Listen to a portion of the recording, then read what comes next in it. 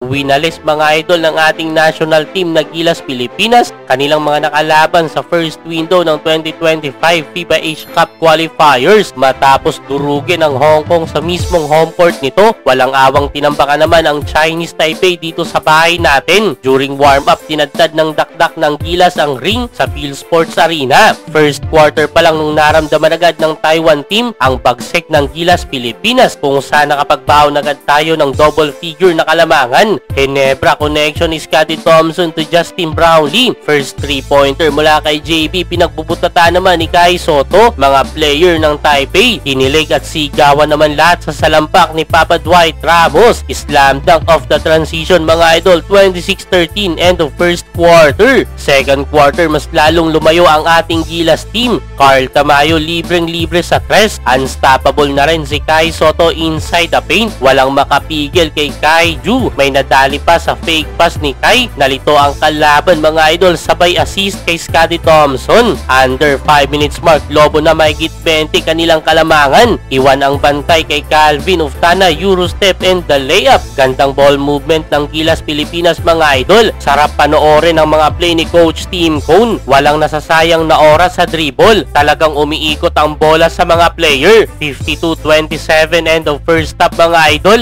Gilas up by 25 points. Third quarter naman nung halos tapos na ang laban kung saan dinoble na ng Gilas Pilipinas ang score ng Chinese Taipei. Two-man game, Kai Soto to Justin Brownlee. Gigil na sumalampak si Justin Noypi. Uminit na din sina Kevin Kiambao at Calvin Uftana. Pagdating ng fourth quarter, halos umayaw na ang Taipei sa laki na ng lamang ng Gilas Pilipinas. CJ Perez gandang dime para sa 200 slam dunk ni Japet Aguilar. Natapos ang laban sa score na 106-53. Tambak malala mga idol. 26 points, 13 rebounds para kay Justin Brownlee, 18 points, 10 rebounds kay Kai Soto. Uftana naman 13 points, Dwight Ramos 12 points, 11 kay Carl Tamayo, 10 points kay Kevin Kiambao. Lahat nagamit ni Coach Tim Cone maliban lang sa isa na si Jamie Malonzo. Well, before the game binalita na hindi makakalaro si Malonzo. Ayon sa report, sinabi ni Coach Tim na may sakit nga daw ito, pero usap-usapan ngayon mga idol itong si Malonzo. Sa in-upload kasing video ni Sir Snow Badwa sa kanyang Facebook page ay napaaway itong si Malonzo. Agad binura ni Sir Snow Badwa ang naturang video, pero marami na ang nakapag-screenshots at nakapag-record nito. Sa isang restaurant ito nangyari mga idol. Not sure kung sa Pilipinas ba